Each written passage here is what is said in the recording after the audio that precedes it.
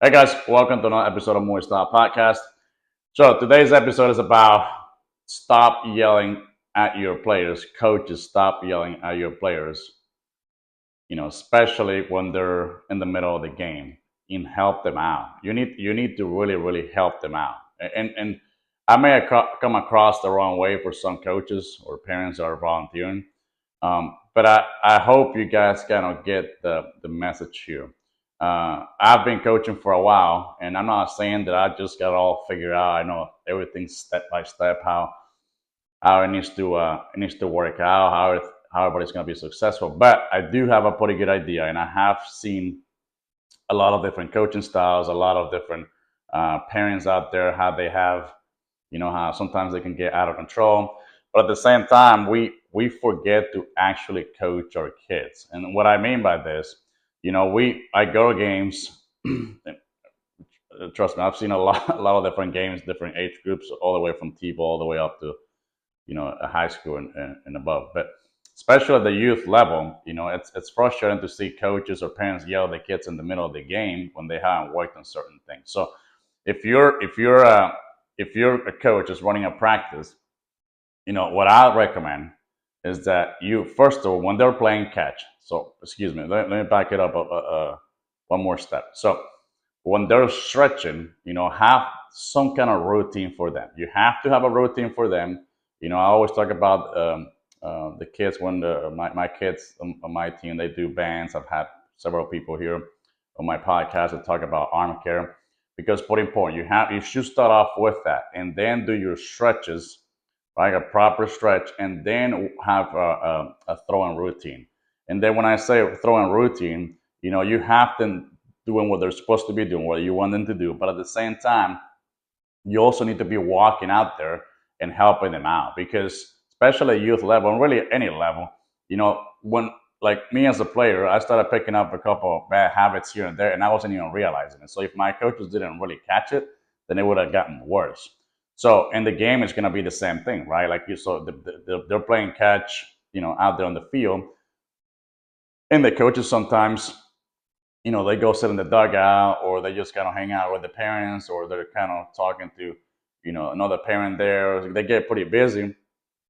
And I'm not saying that I've never done it before to where I get busy having to, finish a lineup or something, right? But, but you need to be out there with your players, whether you're in practice or before the game, because if you're not really watching them when they're playing catch, I'm not saying that you have to micromanage everything, but if you're not watching them when they're playing catch, then you're never going to be able to actually help them out. So what's going to happen is that they go on the field, they feel the ground ball, or they're on the outfield coming through a ground ball, and they're trying to throw to a base, and now they're just either spiking the ball is, taking off on theirs, tailing off, or whatever the ball is doing, or the throw is doing, excuse me, and then you get frustrated with them. But in reality, you haven't even taken the time to actually work with them when they're playing catch. And I've said this before, a lot of people think that playing catch just getting loose. You got to be out there with them. Okay, so if you really talk about development, and again, I appreciate parents that help out because I know this is not your full time job and you got stuff to do. But if you're gonna do it, and especially if you're gonna yell at them, you better be coaching them in practice or before the game, so they have a pretty good idea what they need to be doing. Have them throw, like I've talked about in my previous episode. Have them throw from different angles, teach them how to properly throw, how to properly release the ball, how to properly follow through, posture, all that good stuff. How to pull back here when they're separating, because a lot of kids don't know, and a lot of kids don't know what they don't know. So if you don't help them out, if your coaches don't help them out, then you can't just go out there and yell at them in the middle of the game because they're messing up. Sometimes we can become a little bit of a hypocrite just because we want them to do everything that we think they need to be doing, but in reality, we haven't even worked with them yet, or we haven't taken the time to do this stuff. I know there's only so many hours during the week or during practice for you guys to cover everything, but if you don't have some kind of routine for them, if you're not really helping them out when they're playing catch or walking around and watching them when they're playing catch, it's gonna be real hard for them to make any type of progress. So like a lot of times, I get coaches like, well, they should know this. They should know this. Well, maybe they don't know. Maybe their previous coaches didn't know that, or they just never been taught that stuff. So if you do know, take the time to teach it, because if you really want to get onto them, you better make sure you have taught that stuff before. The same thing happens with hitting. We talk about to the kids about approach sounds like a fancy word, but we don't ever go over. And so we may go over it one time, and then you expect them to just get it done right off the bat, like just get it all figured out. Especially kids that are younger, and some kids are more advanced. They're more mature. But some other kids they still need more time, and so we get frustrated with them because we talk about, like, you should know your approach, and you haven't even talked to them about approach. They don't even know what kind of approach it's supposed to be in that situation. Um, Now, the other thing that I see too, base running. Okay, so base running, you know, sometimes I feel bad for the kids. I mean, I've seen a couple of videos online that have gone viral where the kids are third base and he's like panicking because he doesn't know whether to go or not go. And then we got the coach just screaming at the kid at third base. And I'm sure he's a parent too, and he's volunteering his time out there. But we want all these kids to do all this stuff right off the bat, I guess, to make the coaches look good. But in reality, we haven't even taken the time. So, like, when I run the practice for my kids, a lot of times when we do the stretches, instead of just doing the whole, let's jog, 50%, then finish hard the rest of the way. So you start doing all the sprints down the line. In practice, I have them, their base running part, or their part of their warm up, it's going to be running the bases.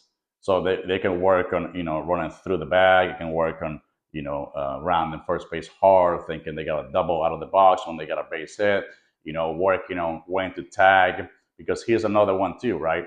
Sometimes a lot of kids don't even know when to tag, when to read it, when to go right off the bat. Um, and then when the play is happening, like when in the middle of the play, the coaches are screaming, "Let's go, go, go!" or "Tag, tag, tag! Read it, read it!" It's hard for these kids to try to figure this stuff out in the middle of the play if we haven't even worked on this. So again, you can't get frustrated with them if you haven't done any type of base running. And then I hear a lot of coaches do like, they should know this. Like, how come they don't know this? They're this age. They don't. Well, guess what? They don't know. So, making sure my microphone's still working here. So, if you're gonna really get onto them, you better make sure you're teaching them how to actually do it right. So, if you've taught them enough, then okay, I get it. You can get onto them. But if you haven't even taken the time more than one practice, then it's gonna be hard for them to get it.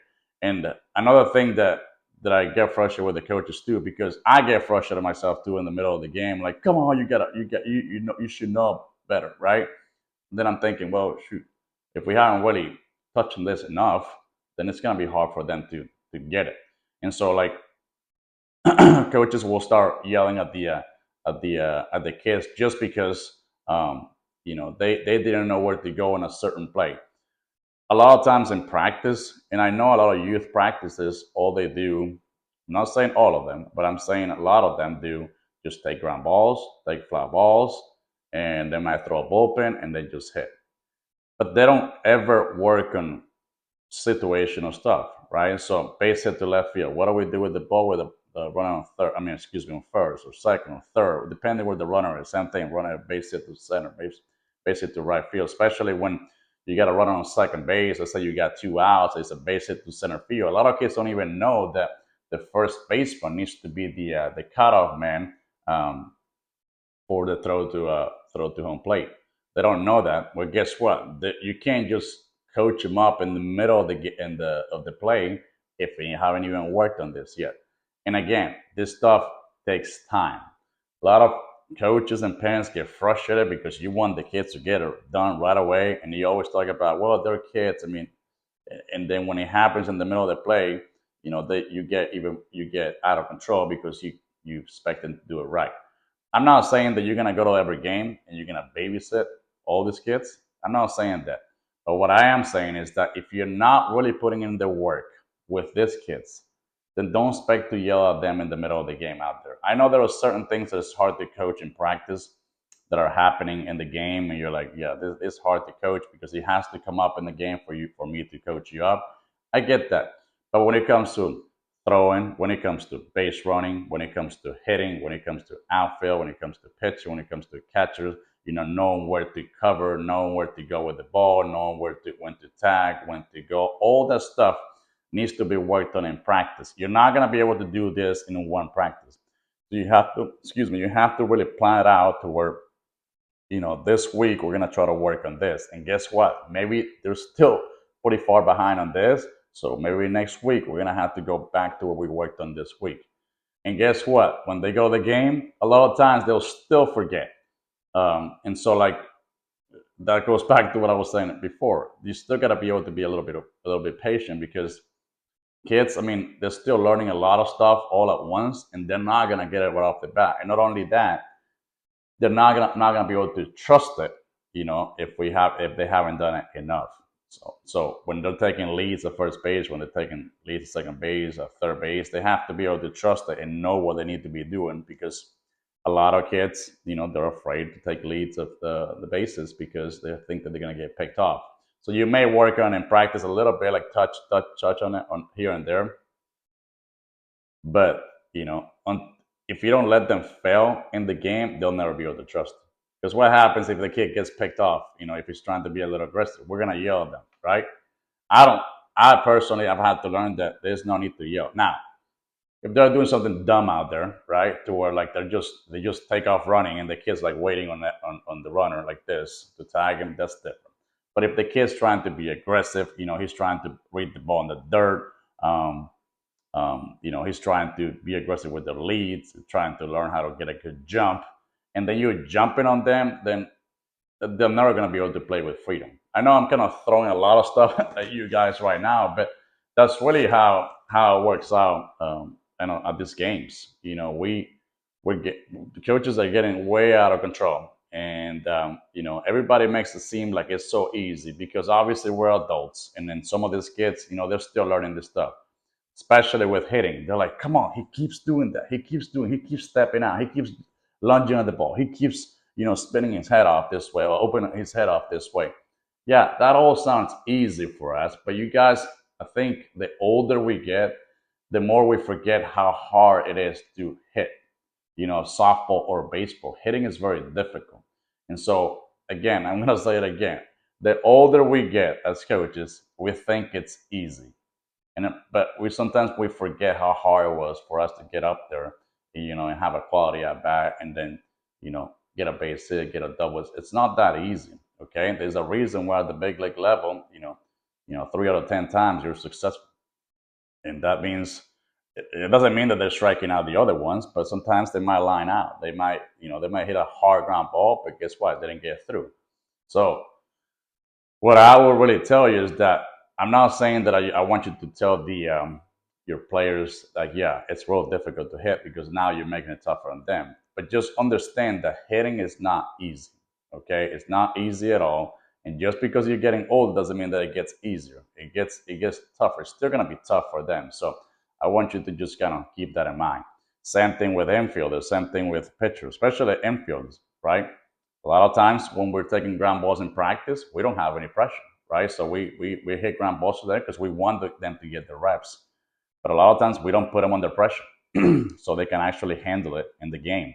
So you can either have, and I've said this before, you can have runners, you can have somebody, one group running the bases, so they're fielding ground balls and they're actually seeing a runner getting down the line or returning double plays, whatever the case may be, or even when you're doing situational stuff, may just, if you don't have, obviously you may only have 10, 11 players, depending what level you're playing, what age, that's okay. Just split them half and half. So one half is working on this, ground balls to base hit to center field. So now you leave the second baseman, and maybe you leave the third baseman and the catcher, and then the rest are running. You can come up with, different ways. You don't have to obviously do it my way, but what I'm saying is that it helps a lot when the kids are actually fielding ground balls or in the outfield or in an infield, and they're actually seeing a runner because now they start to understand little by little where they're supposed to go with the ball and when they need to just shut it down and not try to make a crazy throw all the way through when we could have gotten this guy a second or third, whatever,